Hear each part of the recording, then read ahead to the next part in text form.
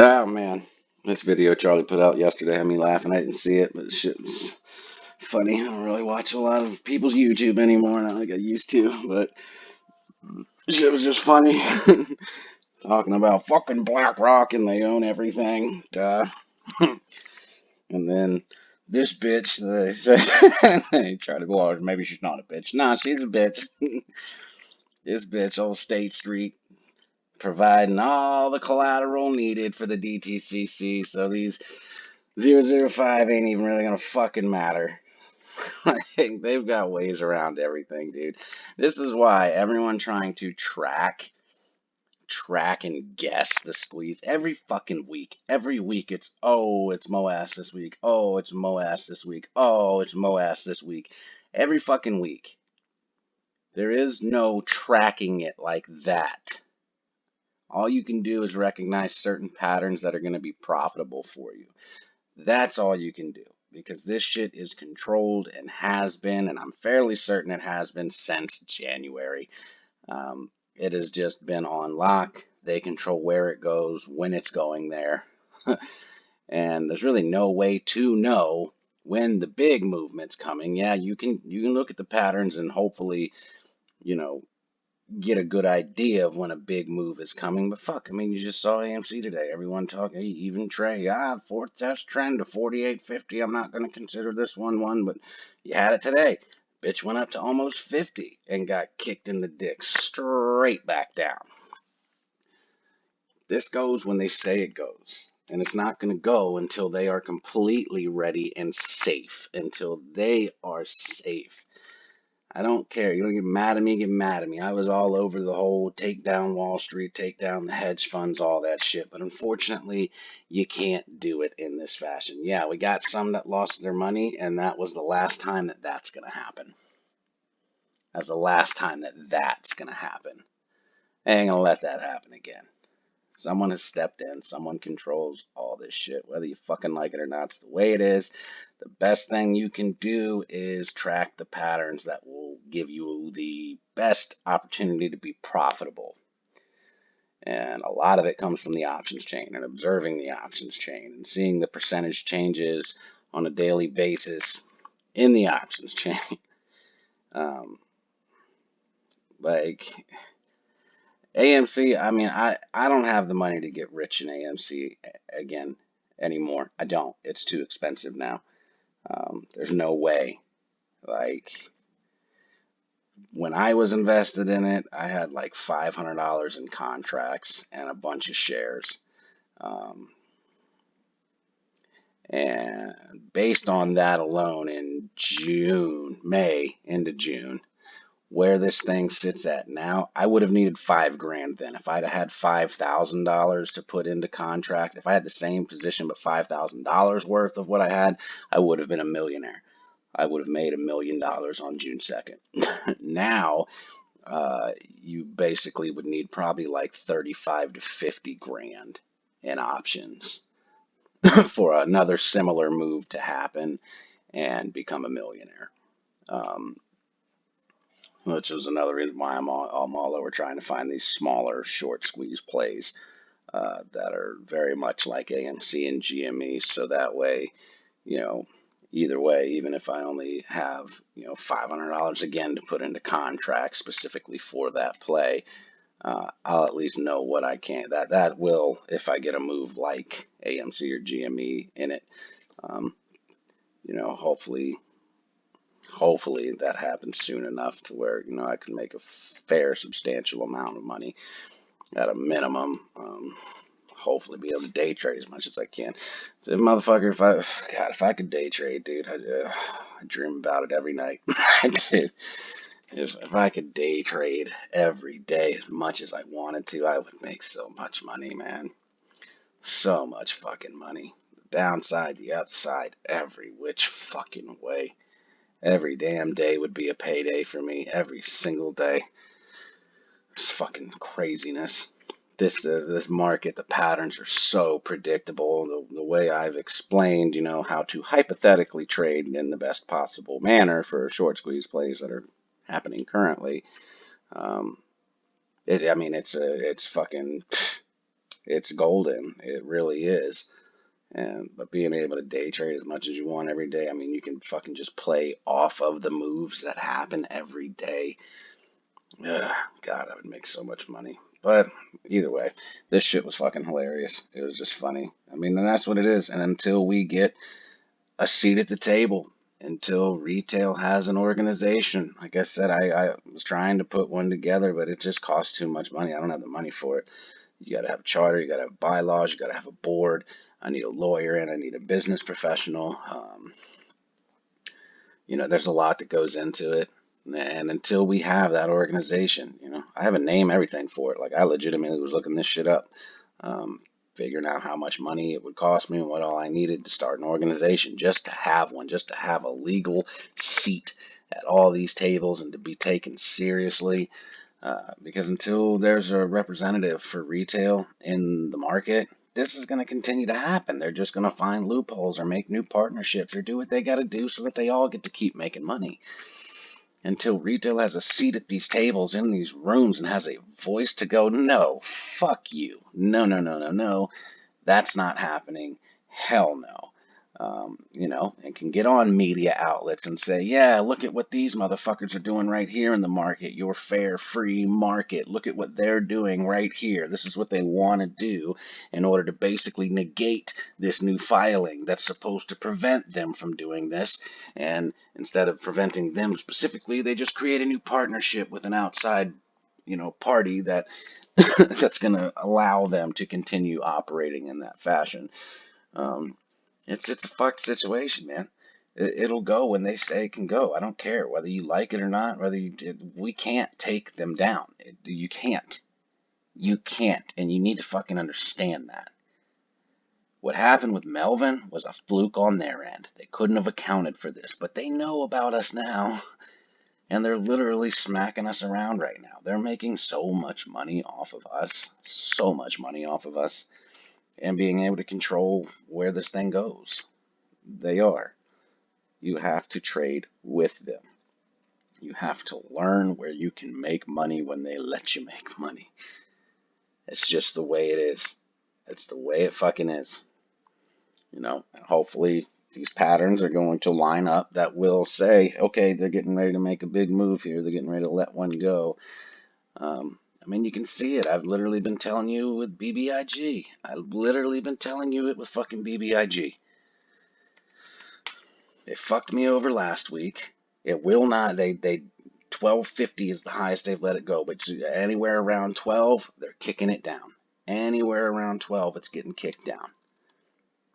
So what's the point in getting in at 11 when it maybe they'll let it run back up to 12 or 1250? Maybe. They don't let it go above certain shit. It gets stopped. They stop it. Whether you fucking like it or not. Doesn't matter how much you're buying, they stop it. They can front run. They have the advantage in every single way possible. Again, this is why I'm chilling. This is why I'm not trading this week. There's new shit, new systems. You got shit like this. These fuckers, that's going to make 005 very, very difficult. They just have a way to fuck everything, to manipulate everything. They just do. And again, until there is an organization, a legitimate, legalized organization for retail, this is what you're going to get. Like, look at this. See? And this is why I consolidated this right here. This shit isn't normal. This is when someone steps in and is doing really bad fuckery shit. The McDonald's arches, really? Is that a new fucking trend? Is that a new charting technique we can use? When you see the McDonald's arches, you know it's gonna fucking tank. That's, what is this shit? What the fuck is this? These titties, I told you there's these weird sets of titties all over the charts I see lately. It's a newer thing that I'm seeing, and it's this shit. It's these weird little titty formations. I don't know. Chart the titties. This one even has a nipple on it. Look at it. It's fucking crazy. But, you guys gotta take it for what it is. This is, I had to come down to earth. I had to come down to earth. Come to terms with this shit. Something I already knew. And again, I allowed the big YouTubers to suck me into it.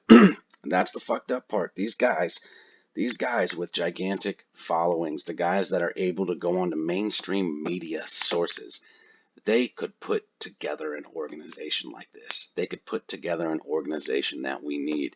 But instead, they're playing fantasy football with each other. And they're rolling in the cash that you all have given to them. That's what they're doing. They don't give a fuck about you. They don't care about you. They care about continuing their revenue stream from you. That's it. If they cared about this market like they said they did, and they wanted to see these changes that they say they're crying about and fighting for, they would be pulled together with the money they've made. Trey alone has made the money by himself to start this organization, to start it. He could have it up and running and for less than 10 grand. Could have it up and running, in its infancy. And then end up getting backers and more people. And I mean, he's got 100 grand that he could easily put into this thing and have it, swinging big dick hammer within a month for any of this shit that's going on. Could literally give us a legitimate voice in the market in less than 30 days. I take that after it's, solidified and legalized and everything. Once it's a real organization, less than 30 days. But look, what the fuck is this shit, man? This weird shit. Again, that's why I had to consolidate. They're doing the fuckery in Catapult now too. It's not going to be anywhere near as ridiculous as these other ones because there's not a lot of retail in this yet. But they've already started. They already saw what could potentially happen, and they're already preemptively working to make sure it doesn't get out of hand. So. Like I said, this thing's probably gonna flip flop between 550 and 650 tomorrow too. I'm kind of expecting maybe a nice size move towards the upside in the last hour, just because this was a lot of shorting. I would expect them to return a chunk of it, but they might do their new favorite after hours pre-market thing, return it where you don't get to benefit really unless you're quick on the trigger right when the bell happens, right when it opens. Yeah, you just got to be real, guys. For real. You have to be real about your investments and what's going on. AMD is the same way. All those same usual suspects are shorting the fuck out of AMD. And, I'm seeing such similar patterns across the board with a lot of these stocks. Like a lot of them. A lot of similarities into how they're getting shorted and when they're getting shorted. All of them. It's like this never-ending buy pressure, whether it's being delayed, what have you, and they're just shorting all these things at the same time. It almost seems like it's craziness. It is absolute craziness. There's just so many similarities. And they're not exact, obviously, but so many similarities. See? Yeah, glad I didn't get into this. That's glad I'm sitting on the sidelines, man. Because shit just seems funny this week, and like I said, really need to see what any of this shit, if any of this shit is going to have any bearing on the market, if there's going to be any changes.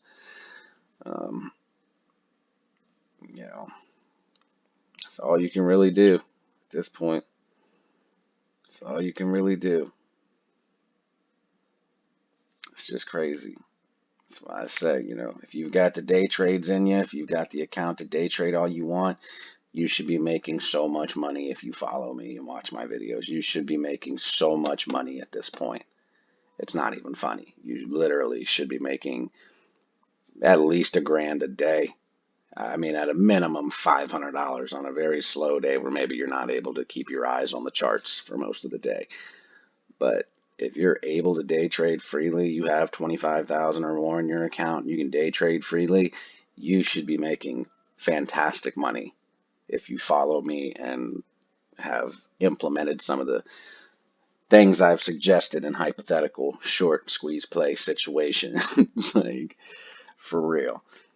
And again, if you're poor like me, you might take some hits. Like I took a hit this week. I took a hit. It hurt. I need to back up, chill, had to consolidate, had to move some shit around, change some shit around, and then just chill.